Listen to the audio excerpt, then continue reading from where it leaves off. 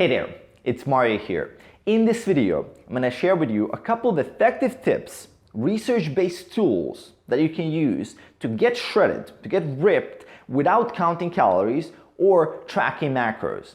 Now, this is a very frequently asked question. I get this question all the time. And one reason why so many guys and girls ask this question is that assumption that tracking calories and macros is the harder way to get there. And that's something that the first thing I want to debunk and point out here. For a lot of people, I would say even 50-50, tracking calories and macros will actually be the easier way to get to their goal in terms of body fat than if they weren't tracking.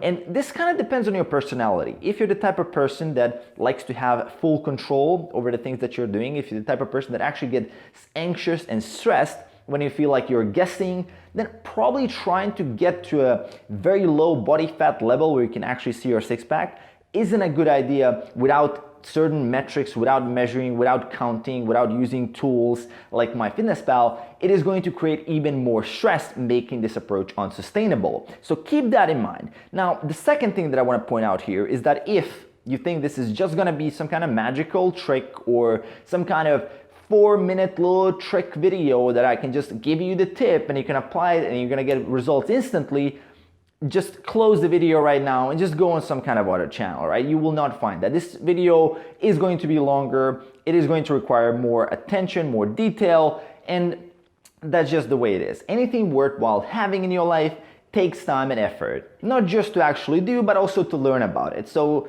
just accept it, and if you're still interested in doing that, stay here and you will learn how to do that. Now, let's start off with the tips. Number one tip, and something I found to be extremely effective when we're talking about entering a caloric deficit to lose fat, because we know that the amount of energy coming in and the amount of energy coming out, we have to disrupt that balance to create a caloric deficit to make sure that our body is forced to burn subcutaneous body fat, can be done either through a linear caloric restriction. Let's say you just cut off calories every single day. Let's say you eat a little bit less food, and that's typically the approach that most people take. But it can also be done just looking at a weekly basis and applying certain fasts strategically, where you would, for example, be fasting one day of the week completely, so a full 20-hour fast, and then for the rest of the week, you can just eat quote unquote normal. And now, why is this effective? Well, for a lot of people, they find it a lot easier just to apply full fast, not eat anything for a day, compared to, let's say, trying to find a very balanced approach. A lot of people are all or nothing type of mentality. So if you just have a clear restriction, they can just say, well, the food is off the table today and I will focus on something else. And this typically works really well. And we have some research as well on the topic of alternate day fasting, on the topic of strategic protein modified fasts, where certain people would, let's say, eat only protein for 2 days out of the week. That would be about a 25% of their regular caloric intake, and they would lose weight very effectively. Aside from that, if you consume protein on those days, that also helps to mitigate any potential muscle loss. Very effective, right? So fasting can be an incredible tool for you to enter that caloric deficit on a weekly basis without really feeling that you're on a diet. Imagine if you had to just diet 2 days of the week, right? You have 5 days to do your just normal day-to-day stuff. And the most common question I would get when I introduce this type of concept is that, are people going to compensate? Am I going to compensate if, let's say today, I don't eat anything or I just eat a little bit of protein? Will tomorrow I just go off the rails and overeat? And looking at this research, we can see that on average, people do not compensate. Of course, there's always individual differences when it comes to anything in fitness. So some people may compensate, but on average, meaning that the average person trying this will not compensate. If they do compensate, it's just going to be a small amount and not enough to actually reduce the whole deficit to somewhere where you will still not be losing weight. So it's a very interesting approach. Essentially, what this means is that you look at your week, Monday to Sunday, and you figure out which one day or 2 days of the week you can apply certain fasts. And I would recommend trying something like a protein sparing modified fast, meaning that on that day, let's say you consume between 500 and 600 calories solely for just lean protein, nothing else, no other macronutrient.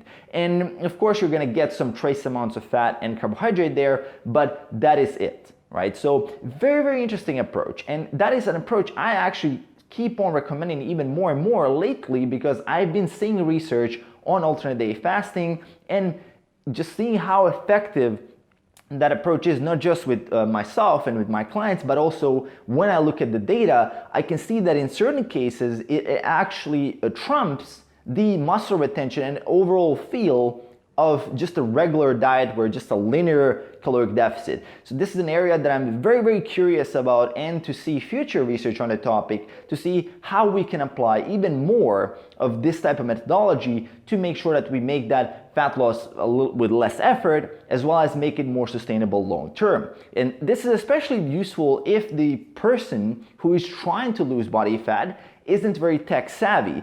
And this is something that I've applied with a lot of clients who just don't want to bother with their apps. They don't want to look at their phones. They don't want to do this. Sure, just fast a couple of days of the week and problem solved. And the results are incredible. And another question that I usually get when it comes to this is hunger. So am I not going to get too hungry on those days? How am I going to deal with hunger? And very interesting thing with hunger is that it is not just a response to, let's say, the lack of food, for us to seek more food, but it's also a learned behavior. And we do learn a certain meal pattern, and we can clearly see this from research on Ramadan. We can clearly see that people can fall into certain meal patterns.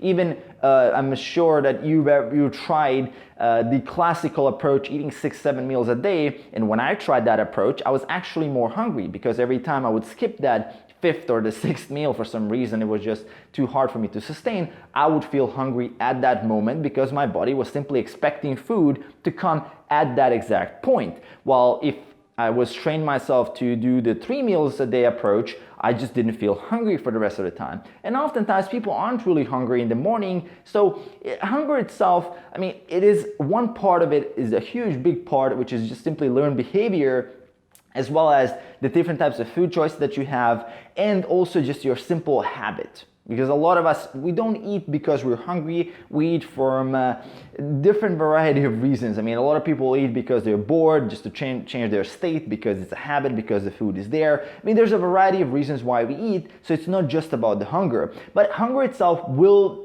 and can be a problem in the beginning, but that doesn't mean that that hunger is going to be a problem forever if you're continuing this fast. And we can see, looking at the research, is that after several weeks, hunger seems to decline and the feeling of fullness seems to increase on the average, right? That means that you might not experience that, but it is a very likely chance that you will. So keep that in mind. So fasting, an incredible tool. Don't be afraid to apply fasting if you're someone who is training, let's say 4 to 5 days a week. On those other days when you're not in the gym, this is a very, very good time to try out certain fasts. And now, moving on to the second type of approach and the second tip, and I'm actually gonna just leave it at the second tip, that is, try a low hedonic diet.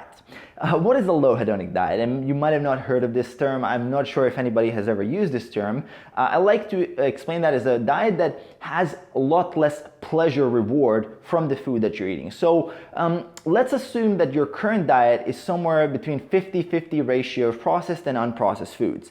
Now, that diet, it's a lot harder to control the caloric intake, especially if you're not tracking, because certain foods will obviously be very easy to overeat, especially those high calorie density, highly palatable meaning tasty foods that are very irresistible. They're literally designed to make you eat more. And we know this. We know that certain foods like Pop-Tarts, certain Snicker bars and things like that, these are very, very difficult to stop eating. And these are foods that are engineered to bypass certain mechanisms that you have in place evolutionarily and allow you to eat more. And of course, I'm not saying that this is some kind of conspiracy theory or anything like that. I'm just saying that the goal of the company producing the food isn't the goal that you have for yourself, which is, let's say for you, is fat loss. For them is to maximize profit. That's a different goal. I'm not judging one or the other, but it's just the way it is. So it's important to accept the reality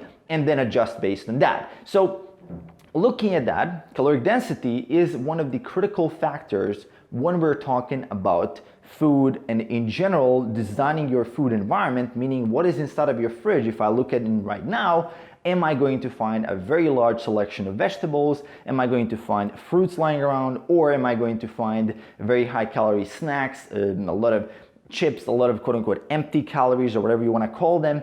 Am I going to find that, or am I going to find a wider range of leaner protein sources readily available with less effort, and all these foods that will promote health, such as legumes, compared to just consuming the majority of your carbohydrates from crackers and things like that? These, let's say legumes specifically, will improve your satiety a lot more. And adding on top of that vegetables, adding on top of that fruits, you will feel much fuller, meaning that it's going to be a lot easier for you to eat less. And we can see on top of that, that blander diets, meaning food that has less of that quote unquote pleasure value, tends to keep us fuller for longer as well, and makes us full faster. If you look at the data on food variety, we can see that the more variety in foods that we have, the more we generally overeat. And this is coming at, again, an evolutionary advantage. I mean, if you have a lot of food variety, that means that you will be able to survive more, right? That's simply giving you more different types of nutrients.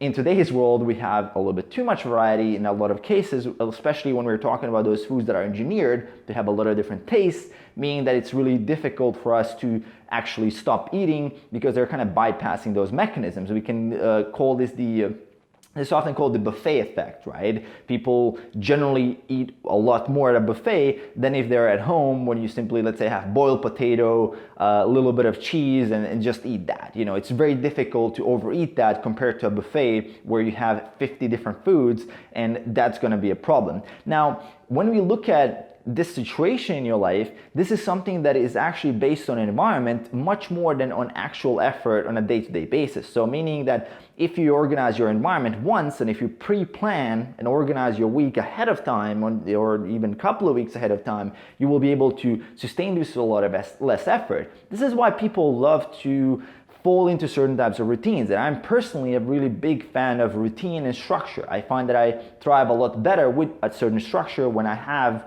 an idea of what is going to happen this whole week when it comes to food. I feel that day to day, my fatigue and my decision-making skills are much better because I do not have to worry about this. And if you combine this with the fasting, you will find that staying or getting to that 10% body fat level, or wherever you want to get, is going to be much easier. And of course, there's a bunch of other factors involved with this. Is your relationship with food, how fast or how slow you eat, what's your type of individual response to cardio. For example, cardio can make some people compensate a lot more with food, some people actually not. There's a variety of responses here. Keep in mind that there's something that you have to figure out for yourself, and the research and the tips that I'm giving you here are just a starting point after which you want to apply that and experiment with yourself. There's nobody out there that can just say, bam, you need to do this. This is the ultimate magic one-size-fits-all solution that is going to work for you. And if there is someone who's actually saying that, they're probably looking to scam you and take your money, because there is no such thing. As a coach who has worked with more than 100 people, it's just impossible to say, hey, this is going to work for you. You can say on average that certain approaches work better, but we cannot say with an absolute certainty that one approach is the ultimate approach. That's because there's so much inter-individual difference that we cannot claim such a thing. And anybody who's a good scientist, or anybody with a healthy mind, will see that it doesn't make logical sense, because we see that people that are in certain environments that are super overweight, and there's other people who are super skinny in the same environment. There's also a genetic component to it, which doesn't mean that you are actually supposed to blame genetics or anything like that, but it's supposed to mean that you're accepting your own reality and then adjusting from that whatever is in your circle of influence, meaning that your food environment is certainly in your influence, and that's something that you have to take control of, as well as your exercise habits, as well as doing certain types of training, which is highly recommended in order to make sure that you build muscle mass, as well as to retain current amount of muscle mass if you're already fairly built, that will allow you to get to that optimal level where you're gonna be losing fat as well as keeping that muscle and also building some muscle, which is usually the case in a lot of, let's say at least my clients and a lot of other successful coaches.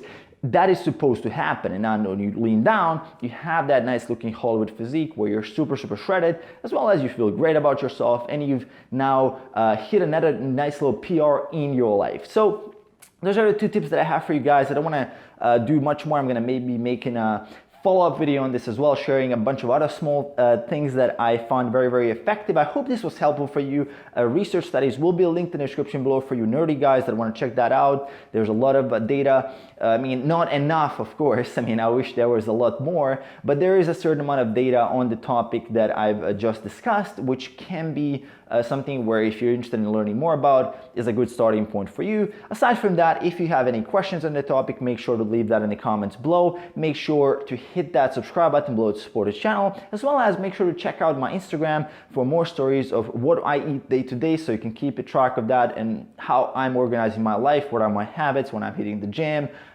different types of exercises, foods, and pretty much everything else related to books, reading, personal development. I make sure that I'm active there every single day. So make sure to check that out if you're interested as well. Thank you for watching, and I will see you in the next video. Peace.